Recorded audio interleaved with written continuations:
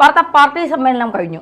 Party സമ്മേളനത്തിൽ CPM പറയുകയാണ്, അല്ലെങ്കിൽ CPM വിശ്വസിക്കുകയാണ് അടുത്ത തവണ BJP ആയിരിക്കും കേരളം ഭരിക്കുക എന്നുള്ളത്.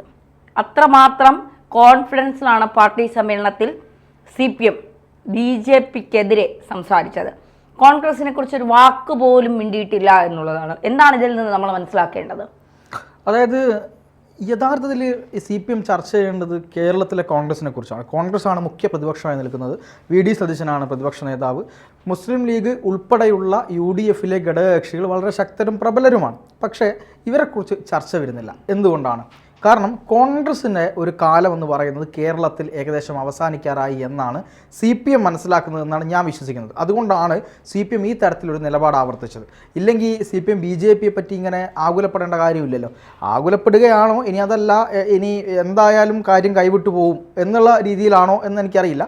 പക്ഷേ BJP ക്രമാനുഗതമായി കേരളത്തിൽ വളർന്നുകൊണ്ടിരിക്കുകയാണ്. അതൊരു എന്താണ് സൈലൻ്റ് ഷിഫ്റ്റിംഗ് ആണ് നടക്കുന്നത് എന്നാണ് CPM മനസ്സിലാക്കുന്നത്. ഒരു പ്രത്യക്ഷത്തിലുള്ളൊരു ഷിഫ്റ്റ് അല്ല, പക്ഷെ ഒരു സൈലൻ്റ് ഷിഫ്റ്റാണ്. നോക്കണം, കഴിഞ്ഞ ഇലക്ഷനിൽ 11% വോട്ടുണ്ടായിരുന്ന BJP അത് ഒരു 14.5% എത്തിക്കുകയും അവിടെ നിന്ന് 20% കുതിപ്പ് അതെങ്ങനെയാണ് വന്നത്? എങ്ങനെയാണ് ഇത്ര പെട്ടെന്ന് BJPക്ക് ഒരു 6% വ്യത്യാസം ഉണ്ടാക്കാൻ കഴിയുന്നത്? കേരളത്തിൽ ഇതുവരെ CPMന് കഴിഞ്ഞ തെരഞ്ഞെടുപ്പിൽ നിന്നോ അത് കഴിഞ്ഞ തെരഞ്ഞെടുപ്പിലോ കോൺഗ്രസിനോ CPMനോ ഒന്നും തന്നെ ഈ വോട്ട് ശതമാനത്തിൽ ഇത്രയേറെ വർധന ഉണ്ടാക്കാൻ കഴിഞ്ഞിട്ടില്ല. ഒരു 35-40-45 ആ ഒരു റേഞ്ചിൽ ഇങ്ങനെ 30-40 റേഞ്ചിൽ നിൽക്കുകയാണ് CPM എന്ന് പറയുന്ന പാർട്ടിയും അതുപോലെ തന്നെ കോൺഗ്രസും. പക്ഷേ ഇത്രയും ഈ കാലയളവിൽ എന്താണ് ഈ ഒരു വലിയ രീതിയിൽ 5% വെച്ച് വോട്ട് കൂട്ടിക്കൊണ്ടിരിക്കുന്ന ഒരു പാർട്ടി ഏതാണെന്ന് ചോദിച്ചാൽ ഒറ്റ ഉത്തരമേ ഉള്ളൂ, അത് BJP മാത്രമാണ്. BJP എങ്ങനെയാണ് ഇങ്ങനെ വോട്ട് ചോർത്തുന്നത്? വോട്ട് ഇങ്ങനെ കൂട്ടിക്കൊണ്ടിരിക്കുന്നത് കേരളത്തിലെ CPMൽ നിന്ന്, കോൺഗ്രസിൽ നിന്ന്, അതുപോലെ തന്നെ മറ്റ് ഘടകകക്ഷികളിൽ നിന്നൊക്കെയുള്ള വോട്ടാണ് BJPക്ക് കിട്ടുന്നത്. അല്ലാതെ പുതിയ ആളുകൾ വന്ന് വോട്ട് ചെയ്യുകയല്ലല്ലോ. ഇത് CPM കൃത്യമായി മനസ്സിലാക്കുന്നുണ്ട്.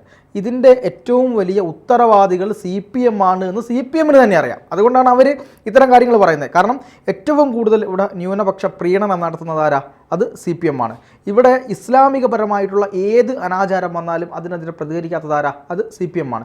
കാന്തപുരം AP അബൂബക്കർ മുസ്ലിയാർ ഈ പറയുന്ന പോലെ സ്ത്രീകൾ പുറത്തിറങ്ങരുത്, സ്ത്രീകൾ പുറത്തിറങ്ങുന്ന സമയത്ത് ഭർത്താവോ അനിയനോ സഹോദരനോ മക്കളോ ഒക്കെ കൂടെ ഉണ്ടാവണമെന്ന് പറഞ്ഞ് സ്ത്രീവിരുദ്ധമായ പ്രഖ്യാപനം നടത്തി. ജോലിക്ക് പോകുന്ന സ്ത്രീകളെപ്പോലും അദ്ദേഹം അധിക്ഷേപിച്ചു. വ്യായാമം ചെയ്യുന്ന സമയത്ത് സ്ത്രീകൾക്കൊപ്പം പുരുഷന്മാരും സ്ത്രീകളും ചേർന്നുള്ള വ്യായാമം പറ്റില്ല എന്ന് AP അബൂബക്കർ മുസ്ലിയാർ പറഞ്ഞു. ഇതിനെതിരെ CPMൻ്റെ ഭാഗത്തുനിന്ന് യാതൊരു വിധത്തിലുള്ള പ്രതികരണവും കണ്ടിട്ടില്ല.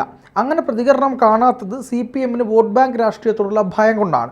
ഇത് സമസ്ത പറഞ്ഞാലും ലീഗ് പറഞ്ഞാലും ഇനി മുഖ്യമന്ത്രി പിണറായി വിജയൻ്റെ സ്വന്തം മകളായിട്ടുള്ള വീണ വിജയനെ മുഹമ്മദ് റിയാസ് വിവാഹം കഴിച്ച സമയത്ത് കല്ലായി അബ്ദുറഹ്മാൻ എന്ന് പറയുന്ന മുസ്ലിം ലീഗിൻ്റെ നേതാവ് പറഞ്ഞത് ശുദ്ധ തോന്നിവാസമാണ്. 2 മതവിഭാഗങ്ങളിലുള്ള ആളുകൾ കല്യാണം കഴിച്ചു എന്ന് കരുതിയിട്ട് ഈ തോന്നിവാസം പറയാൻ പാടില്ല. അവരുടെ മതത്തിൻ്റെ അടിസ്ഥാനത്തിൽ അതൊരു വലിയ ഇവിടെ ഞാൻ പറയുന്നില്ല ആ വാക്ക്, അതാണ് എന്നാണ് പറഞ്ഞത്. എന്നിട്ട് കല്ലായി അബ്ദുറഹ്മാനെതിരെ പോലീസ് കേസെടുത്തു. ഇതുവരെ അബ്ദുറഹ്മാനെ ഒന്ന് വിളിച്ച് ചോദ്യം ചെയ്യാൻ പോലും പോലീസ് തയ്യാറായിട്ടില്ല. PC ജോർജിനെ ആ സ്പോട്ടിൽ അറസ്റ്റ് ചെയ്യുന്നു. മനസ്സിലാക്കണം, ഇതാണ് ഇവിടുത്തെ ഒരു നയമെന്ന് പറയുന്നത്. ഇസ്ലാമോഫോബിയയെ ഭയക്കുക, ഒരു പറയുന്ന ന്യൂനപക്ഷ വോട്ട് ബാങ്കിനെ ഭയക്കുക, അവരോട് ചെയ്യുന്ന തോന്നിവാസങ്ങൾക്കെതിരെ പ്രതികരിക്കാതിരിക്കുക, ഇതൊക്കെ CPM ചെയ്യുന്നത് കൊണ്ട് അതിനൊപ്പം ചില അടുപ്പ് കൂട്ടി ചർച്ചകളും സജീവമായതോടുകൂടി കേരളത്തിൽ BJP വളരെയധികം ശക്തിപ്പെടുകയാണ് എന്നുള്ള ഒരു വിലയിരുത്തലിലേക്ക് CPM എത്തിയിട്ടുണ്ട്. ആ വിലയിരുത്തലിൻ്റെ അടിസ്ഥാനത്തിൽ തന്നെയാണ് CPM ഇത്തരത്തിലൊരു കാര്യം പറയുന്നത്. ഒരു 5 വർഷം അല്ലെങ്കിൽ 10 വർഷം കഴിയുമ്പോഴേക്കും കേരളത്തിലെ ഏറ്റവും പ്രധാനപ്പെട്ട രാഷ്ട്രീയ പാർട്ടിയായിട്ട് BJP മാറും. ഇപ്പോഴും വളരെ വളർന്നുകൊണ്ടിരിക്കുന്ന പ്രധാനപ്പെട്ട പാർട്ടികൾ ഏതാണെന്ന് ചോദിച്ചാൽ അത് BJP ആണ്. 2 അധികാര സ്ഥാനത്തേക്ക് എത്തുന്ന പാർട്ടി ഏതായിരിക്കും എന്ന് ചോദിച്ചാൽ ഒറ്റ ഉത്തരമേ ഉള്ളൂ, അത് BJP ആണ്. ഇവർക്ക് കോൺഗ്രസിനും CPMനും ഇനി മുമ്പോട്ട് എത്രമാത്രം വളരാൻ കഴിയും? ഇല്ല, ഇതോടുകൂടി അവസാനിച്ചു. ഈ നിൽക്കും. പക്ഷേ BJPക്ക് ഇനി സാധ്യതകളാണ്. 5 വർഷമോ 10 വർഷമോ എടുത്തു കഴിഞ്ഞാൽ പോലും അടുത്ത വർഷങ്ങളിലേക്ക് എത്തുമ്പോൾ അത് BJPയെ വളരെയധികം BJPക്ക് അനുകൂലമാവുന്ന വിധത്തിലുള്ള കാര്യങ്ങളാണ് മുന്നോട്ട് വരുന്നത്. ഇത് തന്നെയാണ് CPM കൂടെ ഉയർത്തിക്കാട്ടിയത്. അതെ, അനുദിനം വളർന്നുകൊണ്ടിരിക്കുന്ന പാർട്ടി ഏതാണ് എന്ന് ചോദിച്ചാൽ അത് BJP ആണ് എന്ന് തന്നെ പറയാൻ കഴിയും. കാരണം അവർ മുന്നോട്ട് വയ്ക്കുന്ന ചില ആശയങ്ങളോട് ജനങ്ങൾക്ക് താല്പര്യമുണ്ട് എന്ന് മനസ്സിലാക്കി തുടങ്ങി. ഒരു സമയത്ത് RSS എന്നോ BJP എന്നോ പറയുമ്പോൾ ഭയപ്പെട്ടിരുന്ന ജനങ്ങൾ CPM-ഉം കോൺഗ്രസും കേരളത്തിൽ ഒരു മാറ്റവും ഉണ്ടാക്കാൻ പോകുന്നില്ല, ഒരു മൂന്നാം മുന്നണിയുടെ ആവശ്യം കേരളത്തിലുണ്ട് എന്ന് മനസ്സിലാക്കിക്കൊണ്ട് തന്നെയാണ് ഈ ഒരു വലിയ മുന്നേറ്റം BJP-ക്ക് കേരളത്തിൽ ഉണ്ടാക്കാൻ കഴിഞ്ഞത് എന്നുള്ളതാണ്. ഇവിടെ പാർട്ടി സമ്മേളനത്തിൽ എന്താണ് സംഭവിച്ചത്? പാർട്ടി സമ്മേളനത്തിൽ പിണറായി വിജയൻ വിമർശിക്കുന്നത് മുഴുവൻ കേന്ദ്ര സർക്കാരിനെതിരെയാണ്.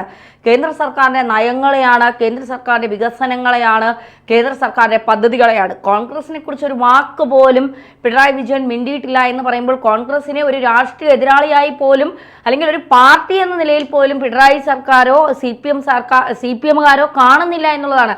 അവർ പറയുന്നത് ഞങ്ങളുടെ മുഖ്യ എതിരാളി BJP ആണ്.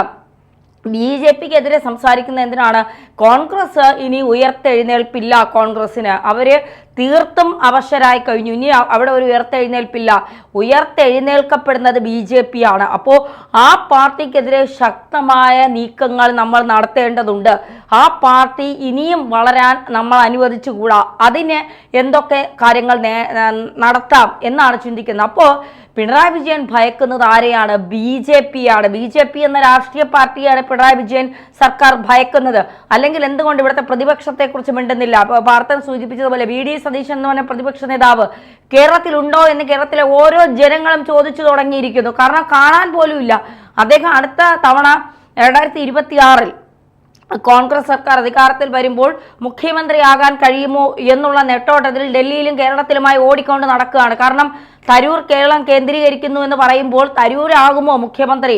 അല്ലെങ്കിൽ പെരുന്നയിലെ പോപ്പ് വിളിച്ച് രമേശ് ചെന്നിത്തലയെ അവിടെ സ്വീകരിച്ചിരുത്തിയത് കൊണ്ട് ഇനി പോപ്പ് പറയുന്നത് പോലെ രാഹുൽ ഗാന്ധി അല്ലെങ്കിൽ UDF കേൾക്കുമോ എന്നുള്ള ഒരു വലിയ ആശങ്ക അദ്ദേഹത്തിനുണ്ട്. അപ്പോൾ ഇദ്ദേഹത്തിന് ഇതൊന്നും നോക്കാനുള്ള സമയമില്ല. കേരളത്തിലെ കോൺഗ്രസ് എങ്ങോട്ടാണ് പോകുന്നത് നമുക്ക് നന്നായിട്ട് അറിയാം. കോൺഗ്രസിന്റെ വളർച്ച എന്താണ്? ഒരു രാഹുൽ മാങ്കൂട്ടത്തിനെ കാണിച്ചോ, ഒരു VT ബൽറാമിനെ കാണിച്ചോ, ഒരു ശബരിനാഥിനെ കാണിച്ചോ, ഒരു വിഷ്ണുനാഥിനെ കാണിച്ചോ, ഒരു ചാണ്ടി ഉമ്മനെ കാണിച്ചോ, നിങ്ങൾ എത്ര നാൾ പിടിച്ചു നിൽക്കും? ഇവരൊക്കെ യുവ നേതാക്കളാണ്. ചാനൽ ചർച്ചകളിലിരുന്ന് ഘോരഘോരം ഇവർക്ക് പ്രസംഗിക്കാൻ പറ്റും.